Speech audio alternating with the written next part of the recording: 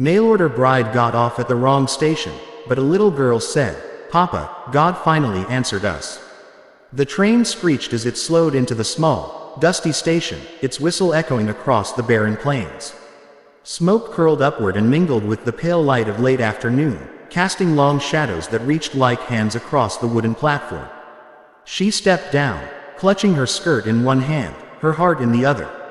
The letter in her pocket said Stanton Station, but the sign above the depot read something else. She had come too far, endured too much to risk the shame of turning back.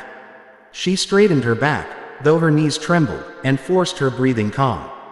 Her eyes darted across the platform. Strangers bustled about, reuniting with loved ones, hauling crates, shouting instructions, living their lives.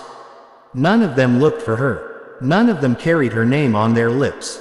The man who was supposed to be her husband wasn't there, and she realized with a cold certainty, this wasn't the right place. The dust stung her throat, and the smoke pressed her chest, but it was the heavy silence of not belonging that threatened to undo her. Then she heard it. Small footsteps pounding against the wood, followed by a cry that split the air like a prayer being answered. "Papa, Papa, God finally answered us." The little girl's voice trembled with joy, though no man stepped forward. Instead, she rushed straight to the woman in the pale dress. Arms thin but strong wrapped tightly around her waist, clinging as though she were the answer to every midnight plea the child had whispered into her pillow. The woman staggered at the force of the embrace. She looked down and saw golden hair tangled from the wind, tear-streaked cheeks glowing with hope, eyes wide with belief. The child held her as if letting go would mean losing God's promise. For a heartbeat, she thought to push the girl away, to explain the mistake, to insist she was not the one. But the child's heartbeat thudded against her side, fast and desperate, and the truth hung heavy in the air. Here was someone who needed her, perhaps more than the man at Stanton Station ever would. Behind them, the train belched steam and groaned, preparing to leave. Its iron face glared forward, powerful and unforgiving, as though it could crush her past if she only let it. She tightened her arms around the girl, her dress sweeping the dust, and whispered, "I'm here." For the first time since she left her old life behind, she felt the words were true. The platform blurred with smoke and sunlight, but the girl's grip anchored her. Somewhere beyond the tracks, a life had waited for her that she might never reach. Yet in that moment, beneath the shadow of the great engine and the roar of its whistle, she understood. Sometimes destiny is not where the letter sends you, but where a child's faith claims you. The girl clung to her waist, burying her face against the bodice of her dress, as if she were afraid that any second she might dissolve into smoke and be gone. The woman's first instinct was to lift the child's chin, to explain gently that she was not the one she thought she was, but when she glanced down into the small, tear-bright eyes, her words failed. Those eyes were not the eyes of a stranger's child, they were the eyes of someone who had already decided who she was. The train behind them released a final shrill whistle, the sound slicing through the air like the cry of a beast. Steam hissed in waves, curling against her back, warm and damp, leaving her caught between the familiar power of the machine that had carried her across states and the fragile, trembling warmth of the girl's arms around her. The engine wheels groaned and turned, the massive iron beast dragging itself away. Down the rails until the sound grew softer, then faded, until only the quiet of the desert station remained. She stood still for a long moment, holding the child because she did not know what else to do. The depot was nearly empty now. The dust had settled, and only a few figures lingered at the far end, uninterested in the scene before them. The girl whispered again, her voice muffled against her dress, "Papa prayed every night. I prayed too. I said God wouldn't forget us. And he didn't. He sent you." The words pierced her like a blade and yet warmed her like sunlight at the same time. She opened her mouth to explain, but her throat was tight. She remembered the long, weary journey, days of swaying carriages, nights staring out of dark windows, the letter she had folded and unfolded until its edges were soft as fabric. That letter, written in a stranger's hand, had promised her a husband, a home, a new life. Yet here, in the wrong station, no man had appeared. Instead, there was only this child, clinging with desperate certainty. A shadow fell across them. She lifted her gaze to see a man emerging from the edge of the platform, his hat pulled low against the sun, his shoulders broad but sloped with weariness. He walked with a limp, one boot dragging slightly, the dust clinging to his trousers as if it had claimed him long ago. His eyes, when he drew close enough for her to see them, were gray as iron and full of something she could not name. Something like disbelief, something like fear of hope. "Annie," the man said softly. His voice cracked on the name. The little girl looked up, tears glistening on her lashes, and shouted, "Papa! I told you, she came. God sent her." She ran to him, then tugged the woman's hand fiercely, dragging her closer. "See, Papa, she's here. She's really here." The man's eyes shifted to her, and for a moment, silence pressed in. He studied her face, the pale dress that bore the dust of travel, the way her hand still hovered near the child as though reluctant to let go. She could see the guardedness in his expression, the flicker of caution as if he had been disappointed too many times to welcome miracles easily. "You're not," he began, his voice rough, but he stopped, swallowing the rest of the words. Instead, he let his gaze linger on her, searching, perhaps, for an answer she could not yet give. She found herself saying softly, "I got off at the wrong station." Her words sounded like a confession, fragile and uncertain. She expected him to frown, to question, to send her back onto the next train that passed through. But he only looked at his daughter, who was clinging now to both of them, her small hands gripping tightly as if determined not to let either slip away. The man's jaw tightened, and then, to her surprise, he gave a faint nod. "Wrong station or not, you're here." He reached down, lifted his daughter into his arms, then looked at the woman again. "And she believes you were meant to be." The girl nestled into his shoulder, but her free hand stretched toward the woman, refusing to release her fingers. The man started walking, and the woman found herself being pulled along by that small, stubborn grip. The town was little more than a scattering of wooden buildings along the tracks, stores with fading signs, a saloon with its swinging doors, a church standing modest and worn. The air was dry, heavy with the smell of dust and wood smoke. People glanced at them as they passed, their eyes curious, their expressions unreadable, but no one spoke. They reached a modest house on the edge of town, its paint weathered and its porch sagging but tidy. The man set the girl down, and she darted inside, leaving them alone in the settling twilight. "I'm Samuel," the man said finally, his voice quiet, as though saying his name to her carried some kind of risk. "That's my daughter, Annie." The woman nodded, unsure if she should offer her own name. It felt fragile on her tongue, tied too tightly to the life she had left behind. But at last, she whispered, "Clara." Samuel repeated it once under his breath, as if testing the sound. Then he motioned for her to step inside. She hesitated, looking at the door, at the child's face peeking out from within, glowing with hope. Every instinct told her this was not her place, that one wrong step could tangle her fate with theirs in ways she was not ready for. Yet something stronger urged her forward. Inside, the house was plain but warm. A small table bore the marks of years of use, chairs mismatched but sturdy. A stove glowed faintly in the corner, filling the air with the scent of wood and faint traces of bread. Annie hurried about, her little hands arranging cups, pulling at Clara's dress to make her sit. Samuel remained standing, watching, his hands at his sides, the weight of silence heavy between them. Clara found herself speaking, though her voice shook. "I wasn't supposed to be here. I had another place to go." A man waiting. Samuel's jaw tightened again, and his gaze dropped to the floorboards. "Maybe he's still waiting," he said. His voice was flat, but she could hear the undercurrent of something else, something like resignation. "But my daughter, she's been waiting too." Annie looked between them, her eyes wide, as though she feared one of them might break the fragile thread of hope tying them together. Clara reached out and smoothed the girl's hair, and the small head leaned into her hand as though it had been waiting for that touch forever. Night fell outside, and the lamps flickered on, casting shadows against the walls. Clara should have asked to be taken back to the station, should have insisted on finding her way to Stanton, but instead she found herself listening to Samuel's quiet words as he spoke of the years since Annie's mother had passed, of prayers whispered over a child who asked too often why her mother never came back. As he spoke, Clara felt something shift inside her, something she had not expected.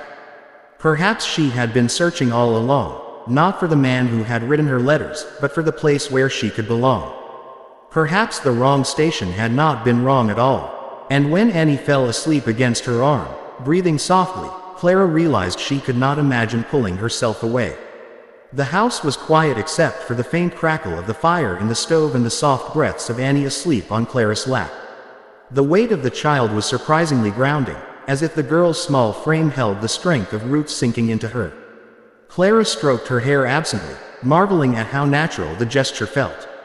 She could remember no such touch given freely in her own childhood, nor had she ever imagined she would one day offer it to a stranger's child. Samuel sat across the room, leaning back in his chair, his hat resting on the table, his eyes fixed on her as if trying to read not just her presence but her soul. He had the look of a man who had weathered storms too long, who no longer trusted the calm when it arrived. Yet in his gaze lingered something unspoken, a longing that mirrored Annie's hope, though he held it back like a secret he feared might break if given air. "You don't owe us anything," Samuel said finally, his voice low.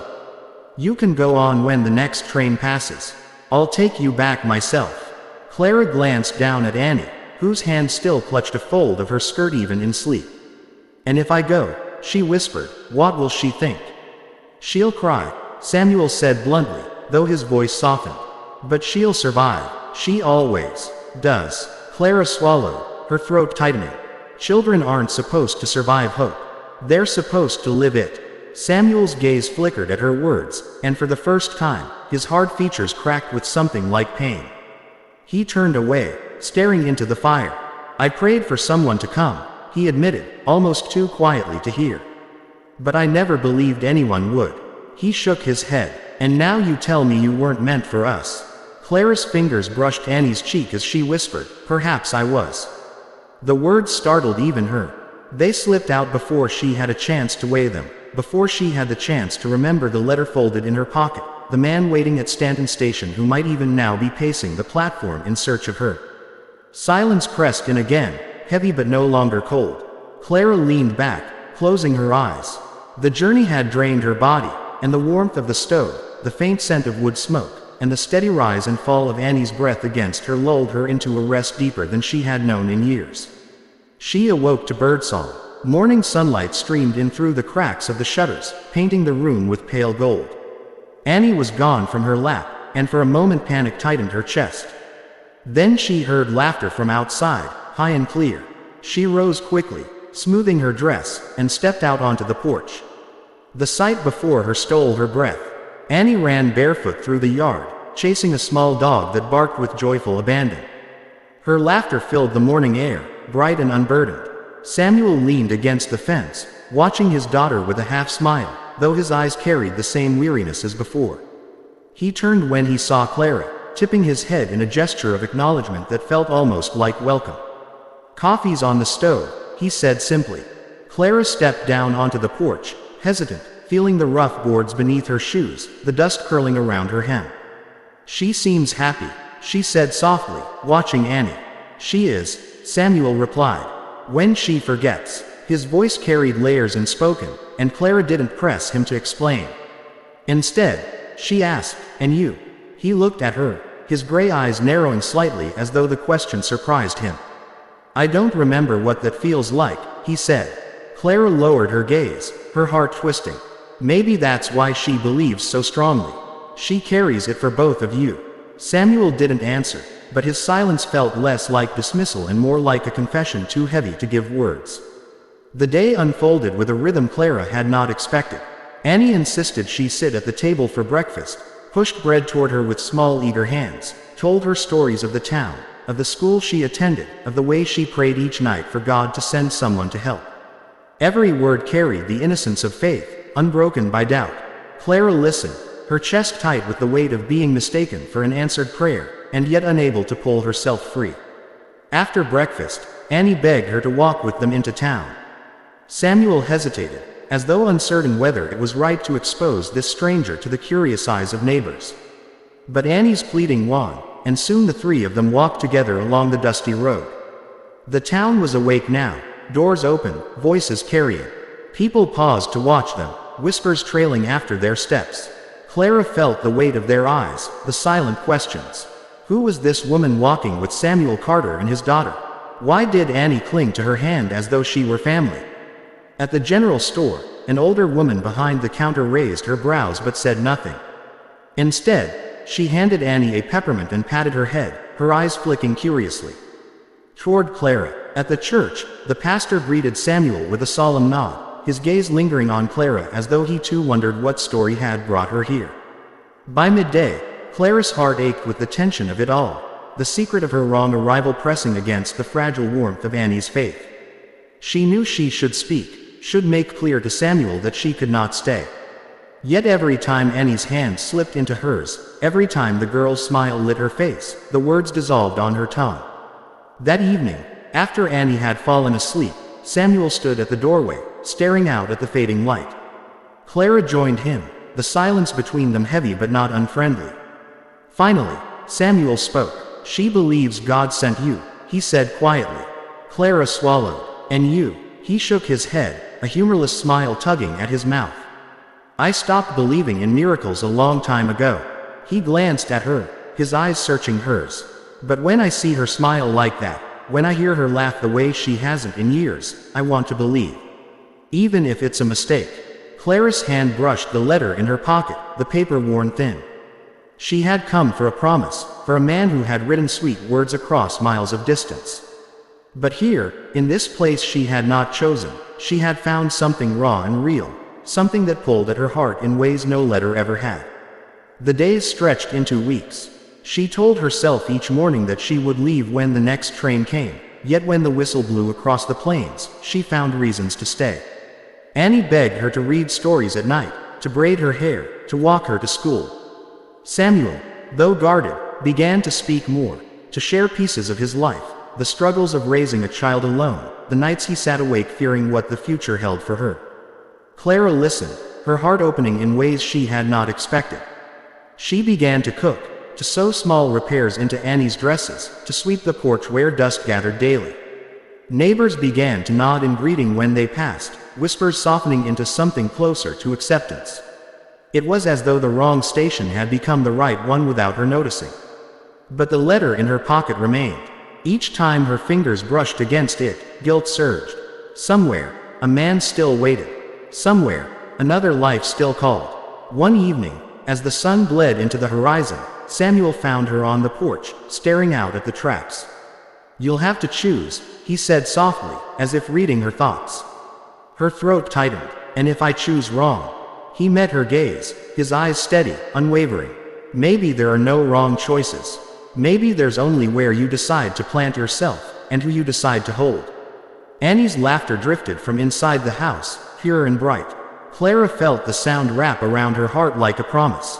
And for the first time, she let herself wonder if the wrong station had been the only station that mattered all along.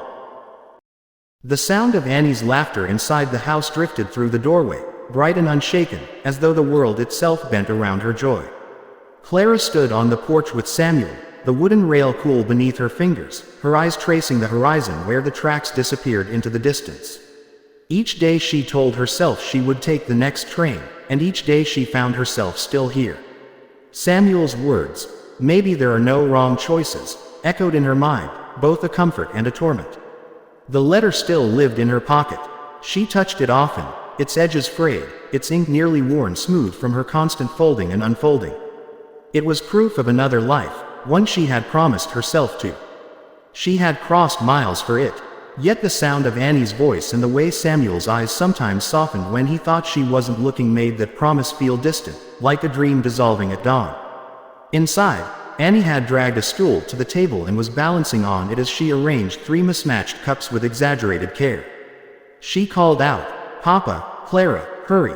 Supper's ready." Samuel chuckled under his breath, shaking his head as though the girl's determination was both exhausting and salvation itself. "She's taken to you," he said, almost too quietly. Clara's lips curved into a faint smile. She deserves someone to take to. When they stepped inside, Annie beamed as though she had accomplished something grand.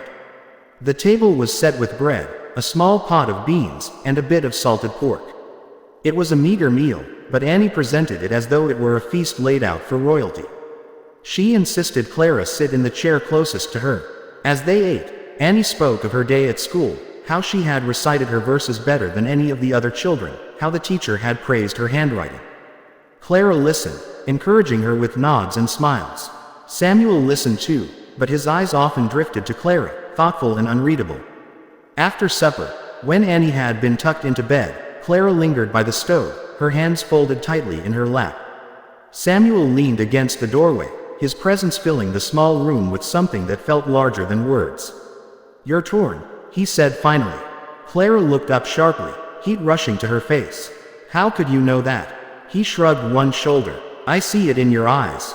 You stare at the tracks like you're waiting for something that never comes." Her fingers tightened against the fabric of her dress. "There was someone waiting for me," she confessed.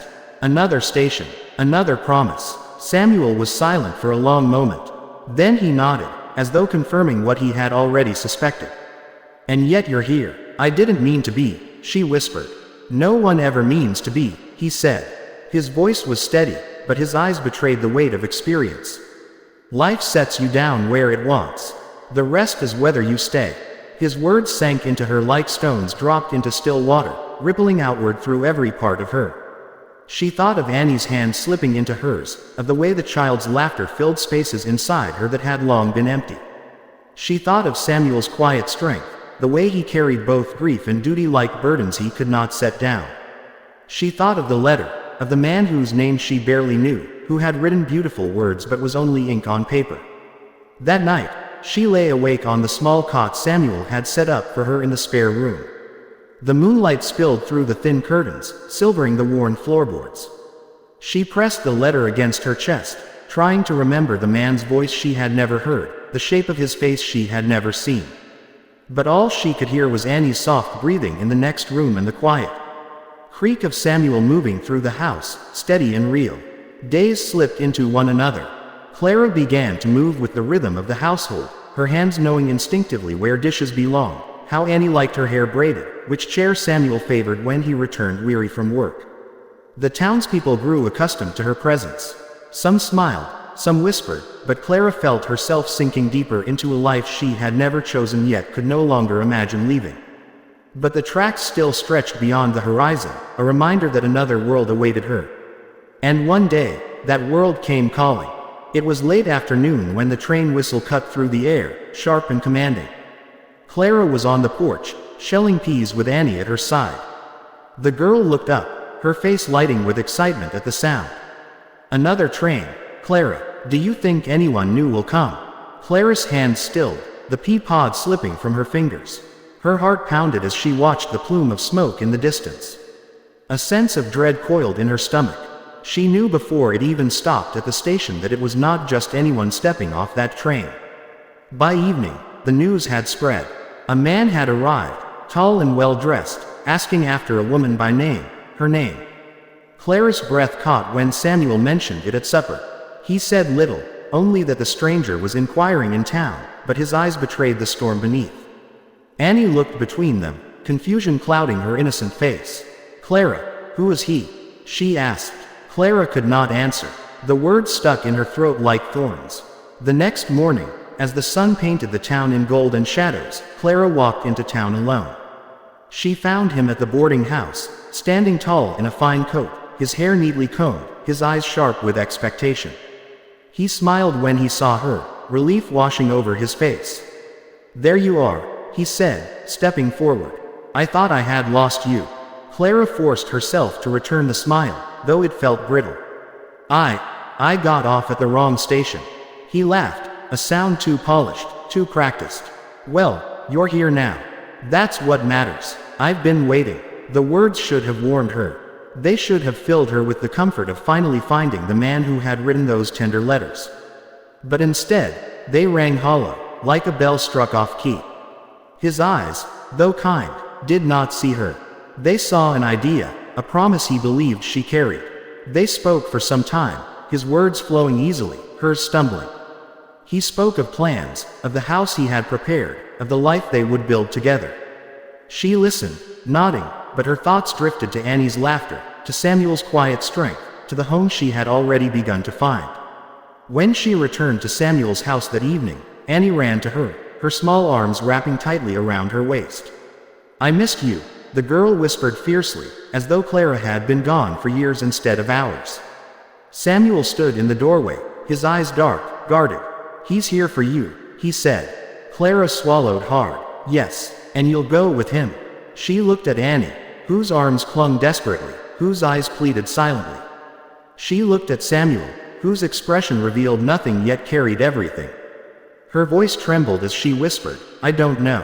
The days that followed were heavy with silence. The man from Stanton lingered in town, patient but insistent, reminding her of the promise she had made. Samuel kept his distance, speaking little, though his presence filled every corner of her thoughts. Annie shadowed her every step, her fear unspoken but etched into her eyes. One evening, unable to bear the weight any longer, Clara stepped outside, standing by the tracks as the sun sank low. The rails gleamed in the fading light, stretching endlessly in both directions. She thought of the journey that had brought her here, of the station where she should have arrived, of the man who still waited. And she thought of the child who had cried out, "Papa, God finally answered us," and of the man who had silently prayed for a miracle he no longer believed in. Samuel joined her, his steps quiet on the dust. He stood beside her, staring out at the horizon. "You don't belong to me," he said softly. "You never did." Clara's throat tightened. "But what if I do?" He turned to her then, his eyes fierce, filled with a longing he had kept hidden too long. "Don't say that unless you mean it." She looked back at him, her heart pounding, her soul torn between the letter in her pocket and the life beating around her. The choice pressed against her, heavy as the desert sky, relentless as the tracks stretching to forever. And in that moment, with the whistle of another train carrying faintly across the plains, Clara realized that sometimes the wrong station is the only place where you can finally arrive. The evening air was sharp, the kind of stillness that carries the weight of choices. The tracks stretched in both directions, glowing faintly in the last breath of sunlight. Clara stood with Samuel beside her, the sound of her heart louder than the distant murmur of the town. His words hung between them like a tether. "Don't say that unless you mean it." Inside the house, Annie's faint voice drifted out through the open window, singing a simple hymn she must have learned in church. Each note floated fragile and pure into the night, a child's unbroken belief stitched into melody.